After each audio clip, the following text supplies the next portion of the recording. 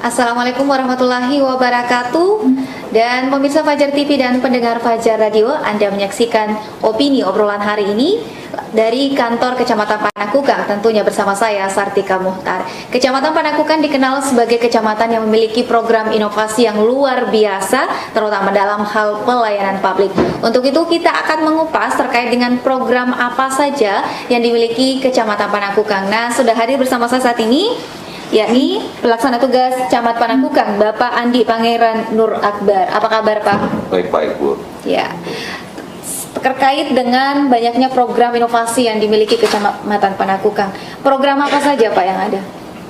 Baik, program yang sudah dilakukan oleh Kecamatan Panakukang itu tentu sudah cukup banyak.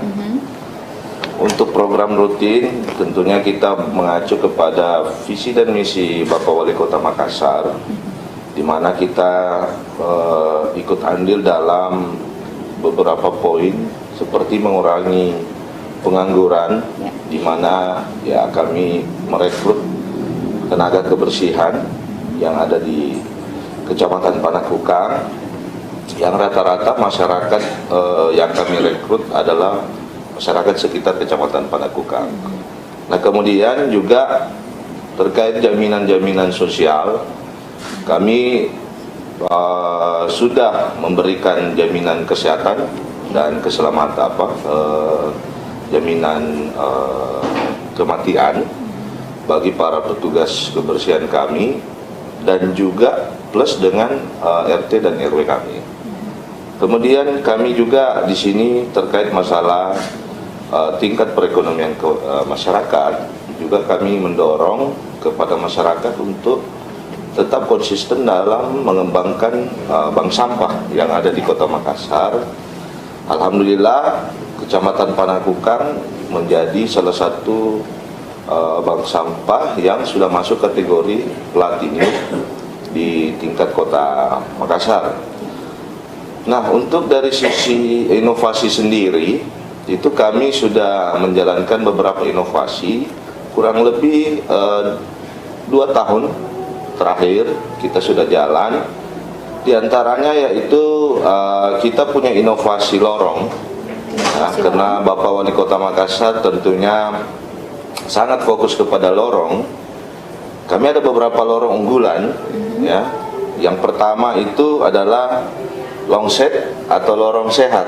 Ya, di lorong sehat ini kami bekerja sama dengan pihak puskesmas yang ada di wilayah kecamatan untuk bagaimana membina kesehatan, bukan hanya kebersihan, keindahan, penghijauan, tetapi masyarakat dalam lorong ini harus sehat. Itu yang utama. Harus sehat. Sehat dulu. Iya, sehingga lorong sehat ini alhamdulillah sudah mendapat penghargaan tingkat nasional. Tingkat nasional. Nah, kemudian kami juga ada lorong UKM. Ya. Lorong UKM ini kami membina di setiap lorong itu kurang lebih ada 5-10 UKM yang sifatnya home industry. Jadi dia apa saja itu, Pak? Nah, home industrinya. Home industrinya ini ada banyak macam, ya. Yang beberapa yang kami bina kemarin itu ada kerajinan tangan, ada kuliner, kue-kue tradisional. Yang paling banyak sebenarnya makanan-makanan atau snack yang dijual di toko-toko yang ada di Kota Makassar. Sudah terdistribusi toko-toko yang ada di Makassar, ya, sehingga kami sangat optimis kemarin.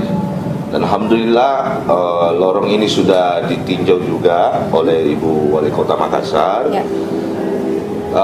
Beliau cukup puas dan sebenarnya targetnya adalah bagaimana dari lorong UKM ini mampu menjaga stabilitas pendapatan masyarakatnya. Jadi kami target di sana satu UKM tidak di bawah 2 juta per bulan untuk pendapatannya, dalam rangka menyalurkan dagangannya ke berbagai macam toko. Ya, ini adalah bagian dari pemberdayaan masyarakat, Pak, ya, upaya untuk meningkatkan perekonomian dan pemberdayaan masyarakat. Betul. Jadi semua program ini adalah menggerakkan simpul-simpul sosial di masyarakat. Kemudian juga Ya. ada lorong inflasi, ya. Lorong inflasi ini kami betul-betul mensurvei, mencari sumber yang dapat dimanfaatkan oleh masyarakat. Kami temukan di Kelurahan Telo Baru, di perumahan Citra Telo. Nah, itu kebetulan berbatasan dengan Sungai Talo. Ya. Nah, di Sungai Talo ini sepertinya masyarakat kurang memanfaatkan, ya, bahkan tidak dipelihara. Nah, kami mencoba menggerakkan sehingga di sana sudah menjadi area yang sangat-sangat bagus.